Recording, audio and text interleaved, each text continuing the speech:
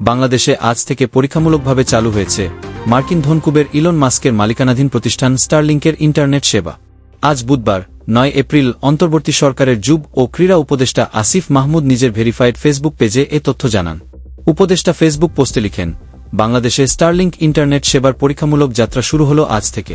এর আগে গত 6 এপ্রিল বাংলাদেশ বিনিয়োগ উন্নয়ন কর্তৃপক্ষের বিডা নির্বাহী চেয়ারম্যান চৌধুরী আশিক মাহমুদ বলেন, আমরা তাদের 90 দিনের মধ্যে কার্যক্রম পরিচালনার যে প্রতিশ্রুতি দিয়েছি তার পরিপ্রেক্ষিতেই 29 মার্চ স্টারলিংককে অনুমোদন দেওয়া হয়েছে। বাংলাদেশে ব্যবসা পরিচালনার জন্য বিদেশি প্রতিষ্ঠানগুলোর বিডা থেকে নিবন্ধন নেওয়া বাধ্যতামূলক। সেই নিবন্ধনও স্টারলিংককে দেওয়া হয়েছে।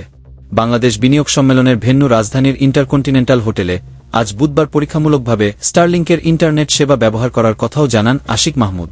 তিনি বলেন, স্টারলিংকের ইন্টারনেট ব্যবহার করে সম্মেলনের সরাসরি সম্প্রচার করা হবে। এছাড়া সম্মেলনে উপস্থিত সব অংশগ্রহণকারী সেটি ব্যবহার করতে পারবেন। এর আগে গত 13 ফেব্রুয়ারি প্রধান উপদেষ্টা অধ্যাপক ড.